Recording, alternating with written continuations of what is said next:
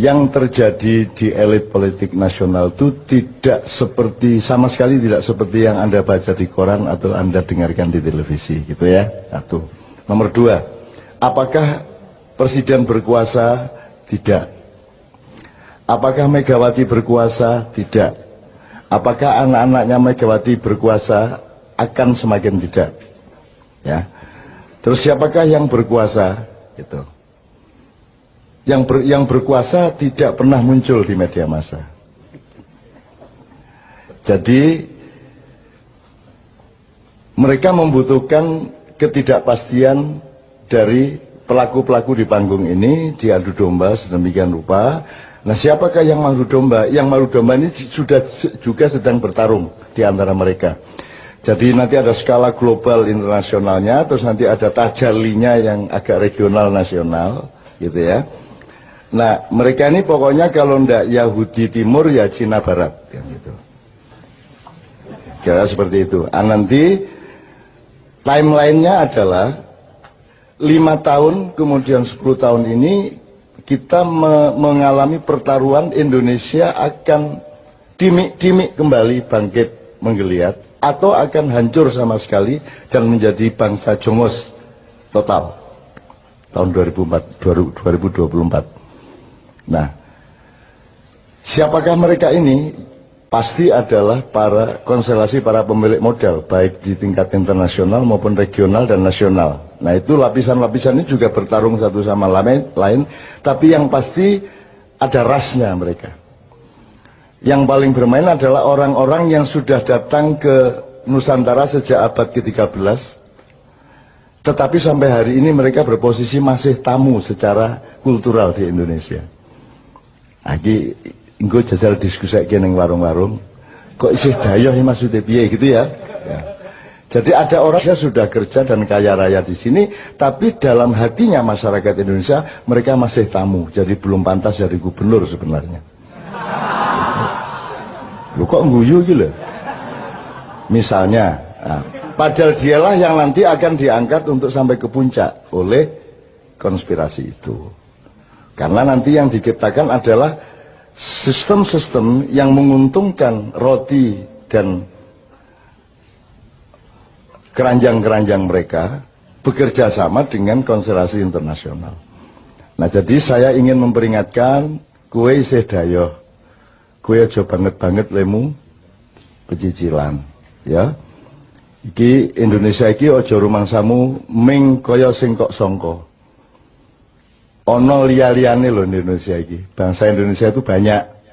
Dan ada segmen-segmen, ada level-level, ada kesatria-kesatria, ada kader-kader, ada bermacam-macam dari bangsa Indonesia ini yang juga akan menjadi faktor dari berubahnya Indonesia. Jadi jangan dipikir Indonesia akan berlangsung persis seperti yang kalian skenariokan.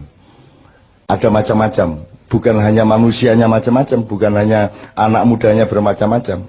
Ada arus yang menuju masa silam dan kematian, dan ada arus yang sedang bangkit pelan-pelan menjadi manusia kader Nusantara yang baru, yang semakin banyak jumlahnya di mana-mana, dan usia mereka 10 tahun lagi adalah usia pemimpin di tingkat-tingkat yang bermacam-macam. Maksudku kue iki pemimpin yang berikutnya, ini loh. Jadi siap-siap mulai saiki, ini ya. Oke. Muhtasib wis ben kursus dhewe kono. Tuh. Karena dia punya kesibukan sendiri yang sifatnya kosmis ya, dia kosmis. Pokoknya dia hubungannya sama Tuhan, konflik tiap hari sama Tuhan. Dia tuh karepmu gue iki, nah gitu lagi. Itu urusan, itu kan salah satu hiasan Indonesia sehingga disukai para malaikat karena ada kaumul muhtasibin gitu kan. Oke. Oke ya, jadi singkat kata begini. Anda jangan benci Jokowi, jangan benci Mega, jangan benci siapapun yang seakan-akan sedang berkuasa. Anda harus merasa kasihan kepada mereka. Dan doakanlah Jokowi yang terus-menerus mendapat tekanan. Anda tahu kan kalau SBY itu kan selalu ragu. Kalau yang sekarang ini tidak ngerti apa yang diragukan atau apa yang ditegasi. Itu. Masih lumayan kalau dulu kan masih ragu terhadap sesuatu hal. Ini sesuatu halnya dia tidak ikut menentukan. Jadi arep ragu ki ora ana dalane, arep tegas ya ora dalane, akhirnya sing metu Iku dudu saka atine, dudu saka pikirane dhewe. Gitu ya. Jadi kita doakan mudah-mudahan beliau ini oleh Allah segera dibebaskan dari tekanan-tekanan. Jelas ya? Jelas maksudnya ya? Gue ngerti sastra toh? Nah. Sementara yang sangat bernafsu untuk bertarget tahun ini harus menggantikan orang yang penuh tekanan-tekanan ini. Kita doakan mudah-mudahan dia tidak diberi kesempatan oleh Allah untuk bersu'ul khotimah. Iki ya jelas tau kudune. Nah, gitu. Jadi nek di YouTube iki berdebat sih lagi ngafirke aku ya toh. Gitu teman sekalian wes. Untuk itu emang Anda terpengaruh dengan semua itu kan tidak. Anda kan punya kedaulatan, Anda kan punya kemandirian, Anda punya keyakinan hidup. Dan semakin hari Anda semakin tenang dengan keyakinan Anda.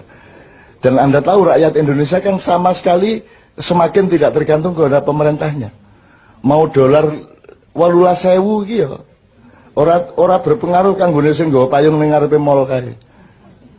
Wis pokoke nek nggawa payung ana udan nyeterke nang mobil entuk piro ning prapet piro kan Anda semua kan tidak terlalu terpengaruh. Bahkan di Jawa Timur anak-anak muda lantang, ayo iki yuk gurung mundai BBM ya apa iki. Kurang ajar. Nang wis ayo diunggahno ayo. Nang wis. Mosok gak mundak-mundak iki lho. Ayo diunggahno ayo sepur mesisan 4 kali lipat ayo apa ngono. Engko tak delete tekek ndek njero balas. Nek sak delete tekek supaya gak melaku mesisan wis. Gitu loh. Pesawat-pesawat barang